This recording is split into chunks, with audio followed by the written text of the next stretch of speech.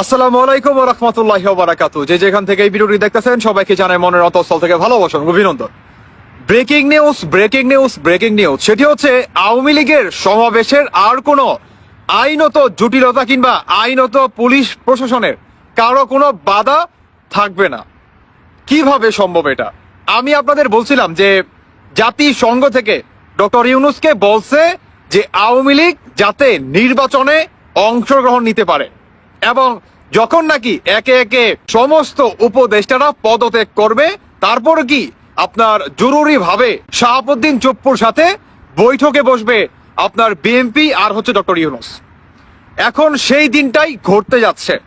জাতিসংঘ থেকে স্পষ্ট বার্তা দিয়ে দিলেন ডক্টর ইউনূসকে যে আওয়ামী লীগ যদি রাস্তাঘাটে আন্দোলন কিংবা আপনার নির্বাচন প্রচারণার ক্ষেত্রে বড় কোনো সমাবেশের দরকার হয়, মানে আমাদের বাংলাদেশের রাজনৈতিক হিসাবে ক্যাটাগরি থাকে, তো সেক্ষেত্রে ডক্টর ইউনূসকে বললেন যে অন্য সমস্ত যে দলগুলো আছে তারা যেভাবে রাস্তাঘাটে সমাবেশ কিংবা আপনার যে ভোট কালেক্ট করবে সেভাবে যাতে আওয়ামী লীগও করতে পারে, এতে করে আওয়ামী লীগকে যাতে গণহারে মামলা কিংবা গণহারে গ্রেফতার কিংবা আইনের আওতায় কোনোভাবেই যাতে কোনো একটা কর্মীকে না ধরা হয় কিংবা আইনের মার পেছে যাতে না পড়তে হয়। আর এটার সাথে জাতিসংঘ এটাও বলছে যাতে বাংলাদেশে শৃঙ্খলা বজায় থাকে, সংখ্যালঘুদের উপরে আপনার ভোট মানে ভোটের যে একটা চাপ সেটা যাতে সৃষ্টি না করা হয়। আমি আপনাদেরকে একটু বুঝিয়ে বলতেছি। সেটি হচ্ছে আজকে হচ্ছে 16 ফেব্রুয়ারি, মানে এই আপনার ফেব্রুয়ারি মাসের শেষ দিকে জাতিসংঘ থেকে একদম লিখিতভাবে একটা দরখাস্ত কিংবা আপনার একটা লিস্ট আসতে যাচ্ছে ডক্টর ইউনূসের জন্য। সেটি হচ্ছে আওয়ামী লীগের আর আপনার মানে আইনতভাবে বাংলাদেশের রাজপথে তারা যাতে সমাবেশ সম্মেলন কিংবা কোনো যদি আপনার মিটিং এর প্রয়োজন হয় তারা যাতে সেটা করতে পারে, আর এটা যাতে কোনো আইনত বাধা কিংবা আপনার কি বলে অন্য সমস্ত যে রাজনৈতিক যে দলগুলো আছে তারা যাতে বাধা সৃষ্টি না করতে পারে। অন্যদিকে বিশেষভাবে যে আপনার নজরটা দেয় সেটি হচ্ছে সংখ্যালঘুদের উপরে।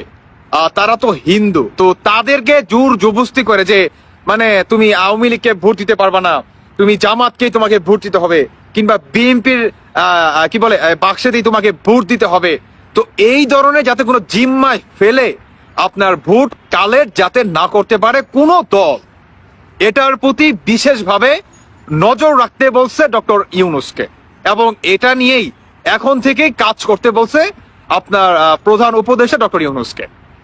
এখন কথা হচ্ছে যে এটাতে আসলে কি হলো? আমার মনে হয় যে ভাই আওয়ামী লীগের কপাল চান কপাল হয়ে গেল, আর বাকি যে সমস্ত দল আছে তারা কি প্রপারলি চাঁদের দেশে যাবে। কিভাবে? সেটি হচ্ছে জামায়াতকে কখনোই আপনার সংখ্যালঘুরা কিংবা আপনার আমাদের হিন্দু ভাইয়েরা ভোট দিবে না, ইম্পসিবল। আপনার বিএনপির কিছু পাবে, আর সমস্ত ভোট পাবে হচ্ছে আওয়ামী লীগ, এটা কিন্তু জানা কথা। যখন নাকি আপনার শেখ মুজিবুর রহমান কিংবা আপনার বাংলাদেশের আরো একটি আপনার উজ্জ্বল মুখ সেটি হচ্ছে মাওলানা ভাসানী সাহেব, তিনি যখন আপনার শেখ মুজিবুর রহমান থেকে আলাদা হয়ে, আমি শর্টকাটে বলতেছি, আওয়ামী লীগের একটা পার্টি করে, সেটি হচ্ছে আপনার মুসলিম লীগ। তো যখন নাকি শেখ মুজিবুর দেখলো যে না এটা মুসলিম লীগ করা সম্ভব না, কারণ বাংলাদেশটা তো গণতান্ত্রিক দেশ, আর হিন্দু বাইরে তাহলে কোথায় যাবে, মানে তারা কি একটা দ্বিধাদ্বন্দ্বের ভিতরে মনে করেন পড়ে যেত।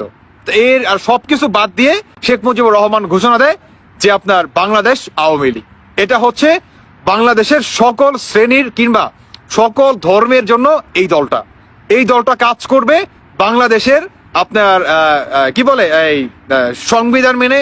এই দলটা কাজ করবে বাংলাদেশের প্রতিটি জনগণের, প্রতিটি ধর্মের মানুষের জন্য বা প্রতিটি ধর্মের ব্যক্তির অধিকারের জন্য এই দলটি কাজ করবে। তাই এই দলের নামকরণ করা হয় বাংলাদেশ আওয়ামী লীগ। আর এটার ক্ষেত্রেই আপনার এই বাংলাদেশ আওয়ামী লীগের মোটামুটি ধরেন যদি 100% ভোট থাকে, এক্সাম্পল হিন্দুদের যদি 100% ভোট থাকে, 80% ভোট পাবে হচ্ছে আপনার বাংলাদেশ আওয়ামী লীগ। এখন আসুন, সামান্য একটা কি কোনো বাধা সৃষ্টিতা কিংবা উপদেষ্টারা কি কোনো বাধা সৃষ্টি করতে পারবে? আমি আপনাদেরকে বলে দিতে চাই যে 1%ও না, কারণ ইতিমধ্যে আপনার উপদেষ্টা নাহিদ ইসলাম তিনি পদত্যাগ করছে, একে একে আরো যে 2-4 জন আছে সবাই কি পদত্যাগ করবে, মানে তারা আপনার মাঠে নামতেছে তাদের ভোট কালেক্ট করার জন্য।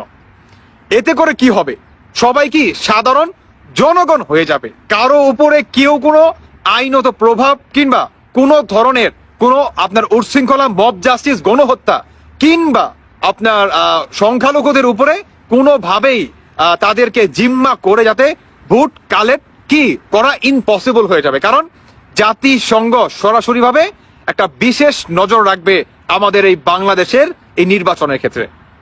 আসলে নির্বাচনটা কবে হতে যাচ্ছে, নির্বাচনটাও অতি দ্রুত হতে যাচ্ছে জাতিসংঘের নির্দেশে। আমি বলছিলাম না যে আওয়ামী লীগ নির্বাচনে ফিরে আসবে কিংবা আওয়ামী লীগকে ফিরিয়ে দিবে জাতিসংঘ, কি মিলল তো? এখন তো শুধু পারমিশনটা পাইলেন আপনার কি রাজপথে সম্মেলন করার কিংবা করার।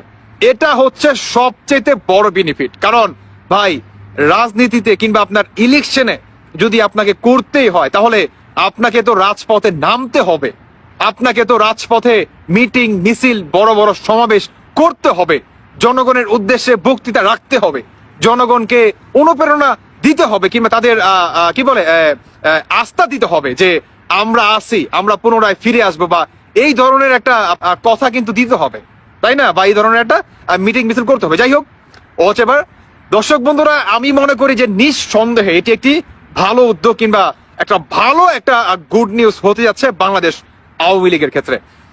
সর্বশেষ আমি আরো একটি কথা বলে দিতে চাই যে এই কথা শুনে কেউ আবার রাজপথে নেমে যাবেন না যেন, কেমন? এটা এখন পর্যন্ত আপনার ডক্টর ইউনূস ডিক্লেয়ার দেয় নাই, তবে আসতে যাচ্ছে, এটা বাস্তব।